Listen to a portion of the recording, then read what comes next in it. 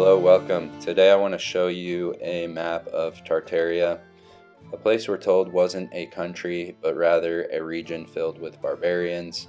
Today I hope to give you a little different perspective on that. This map is from 1606, and you'll see castles and advanced architecture dotting the landscape. Take St. Basil's Cathedral, for instance. Said to be built from 1555 to 1561. That is prior to the map of Tartaria in 1606. Does this look like the build of barbarians, or perhaps a civilization with better knowledge of architecture and perhaps other technology than we have today? We can see on the map the majority of it is modern-day Russia, up to what is called the Arctic Circle, extending into China and Persia and beyond.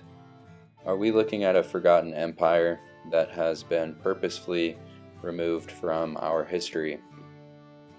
Why would such a broad term be featured so specifically on many ancient maps? And I also wonder how they would explain the existence of a flag. These types of castles dot the landscape, and the theory here is that many of the modern nation's great works of architecture have actually been inherited and repurposed. You can see a few examples of what was considered Tartaria, including Ukraine and Russia, China, Korea, Japan, Iran, and more. We are also quite close to Finland, which, according to their mythology, was the original Holy Land and used to be a land of paradise before the last ice age. I had the AI attempt to overlay modern cities onto the old Tartaria map. It didn't do a perfect job, but it gives you some idea of what was once considered to be Tartarian. Here we have a depiction of some of the people from the time.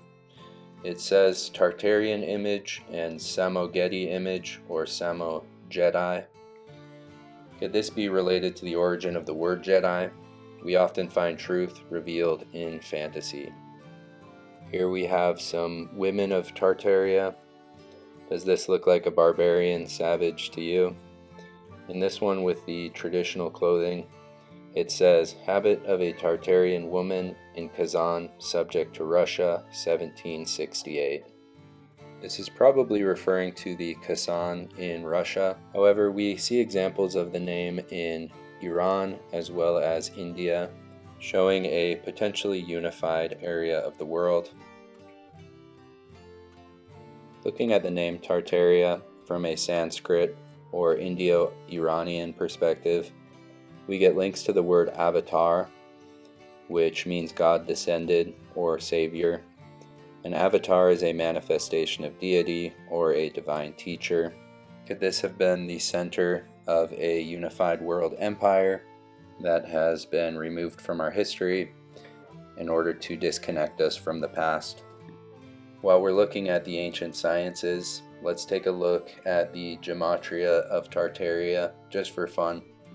Right off the bat, we get an 88, which is considered a master number relating to karma, repetition, cycles.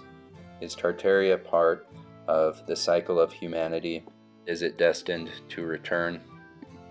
We also get a 528, which is often used as a healing frequency.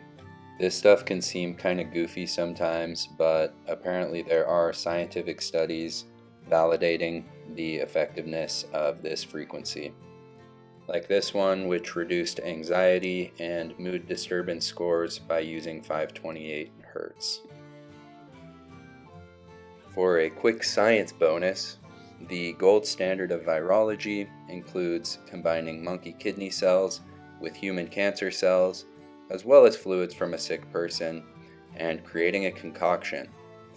You then look for damage to the cells, which I'm sure has nothing to do with the human cancer cells, and you get your virus results.